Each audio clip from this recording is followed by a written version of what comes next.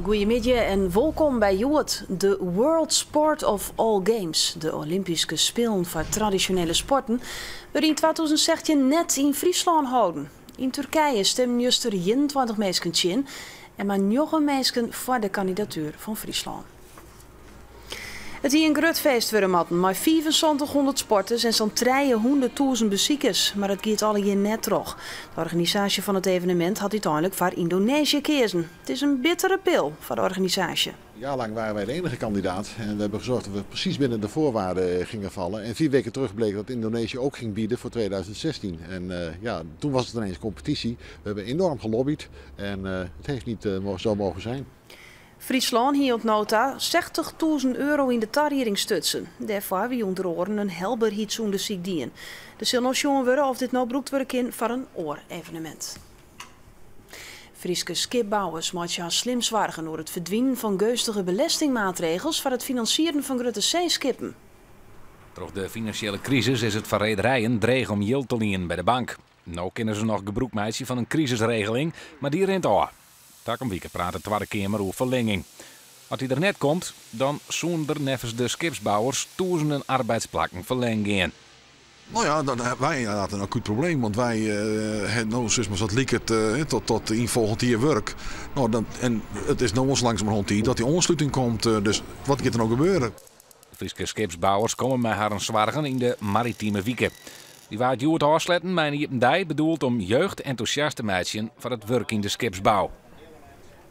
De Energiewachtgroep had een plan betocht voor particulieren om zonder gedoog met subsidies zonnepanelen te keepje.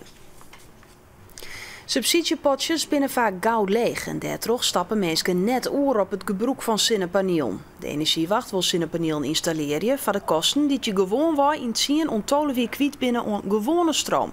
En na die tijd hoef je niet meer te betalen. Er wordt nog zien of het plan echt helder is.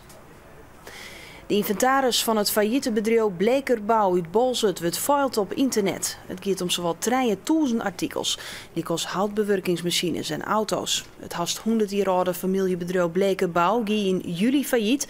23 mensen rekken haar baan kwijt. Bleker hier een schuld van oorl miljoen. De band hadden weer lang op wachtje motten, maar Joet kamer ek in Friesland aan. Sinterklaas. Duizenden bands in een kleer om Sint in te heljen. En dat is vanzelfs wel spannend. Leuk. Waarom? Omdat ik heb nog nooit in het echte zongen. Dat het leuk is omdat er pakjes komen. Alleen voor de pakjes? En na lang wachtje is de Goedhilligman er dan eindelijk. Hallo. Zo. Wat een feest hier, hè? En het wie mooi waar en droeg Joet in Friesland. Zullen we verder nog even naar de waarsverwachting. Joen en vannacht is het mistig en plaatselijk in het dichte mist komen. Er is kans op frost onder groen. Het is verder een graad als 2 treien. En manier is het nog mistig. Daarna komt de zinnen erbij. Er staat een matige eerste wind en het is maximaal 8 graden. En dat was voor het nieuws in het kwad. Om 6 uur dan is Joet te weer. Dan maar langere reportages. Nog een noffelijke dag verder en een goed weekend.